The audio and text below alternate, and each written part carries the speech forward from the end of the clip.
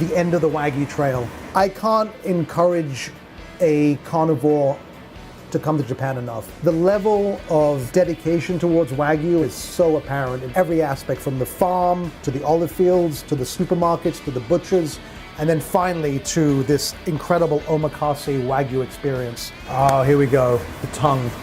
Let me hold my tongue while we cut the tongue. If you took a piece of American tongue and did this to it, it would probably be basically a rubber ball. It's really hard to find this quality tongue for him too. When he doesn't have it, he doesn't serve it. And if he can't find it, he won't compromise. Yeah, I understand why. I mean, tongue, what you see in the US, you can't just eat this way. What he's really going for is not only the even bronzing of the outside, but he also wants it to be texturally the same in every point. That's dedication. That does not look like tongue. That looks like a piece of steak. It tastes like a piece of steak. In Japan, the tongue is as good as a T-bone. He's cooking that a lot slower, it looks like. It's off to the edge. Yeah, it's just rendering the fat. Exactly. That's sensational. It's almost the texture of liver in the US. I can't believe how tender it is. He's managed to sort of render it slightly, just enough to like soften it up. It's the bottom of the ear.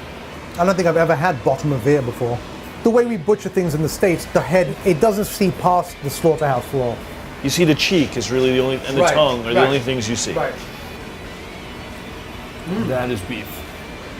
With that salty punch. Well, that is like American dry-aged ribeye flavor, right? It's not dry-aged, but it has that like strong, meaty. Beefy. What I love about this is that like, you sort of see the next courses coming, they're sort of marinating and pickling and brining and doing what else he does. At the same time, there's always something to sort of engage you. Sweetbreads is really, it's the thalamus gland. Well, there's also one around the heart. Sweetbread is normally delicate and, you know, very kind of almost like creamy. This was a beefy. slow, full cook, which is different than the way it's usually treated in the US. So good. When you roast a whole prime rib, and when you cook it correctly, you get that really nice crusty outside brown, right? Yeah. That's what that tastes like. Yeah. That may have been the best bite we've had so far. Yeah. Look at the marbling on that. That is insanity. So you're supposed to eat like this so that the low part, like low side, really touches your mouth. The inside is the real part. Hands down, the finest goat steak I've ever eaten. This is an epic meal, folks. Epic.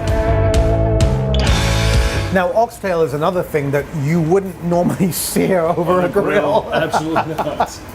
So far, I'd say about half of the things we've eaten so far are things that traditionally in America would never just go on the grill. Yeah. It's so expectation defying because he's cooking everything wrong, yet it comes out so tender and it comes out so live. We have a wasabi soy sauce marinated filet. Funny that the filet is sort of the least interesting thing we've eaten, right? Definitely.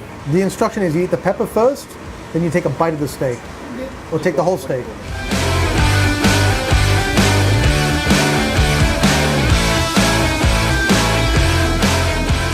It's so interesting how the pepper hits you at first, then you put the meat in.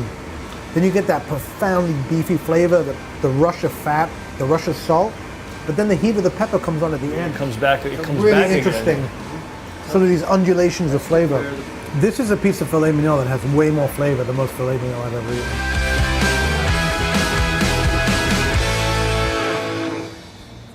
There's nothing in my experience as a carnivore that even touches this in terms of skill and technique and like just using unorthodox technique and using things that you don't think would work, like searing oxtail, right? And serving like huge chunks of like rare liver, and it's just, everything just worked. It was so sensational. Chef, thank you. I'm sure I speak for all of us. This was a seminal meal. It was absolutely wonderful.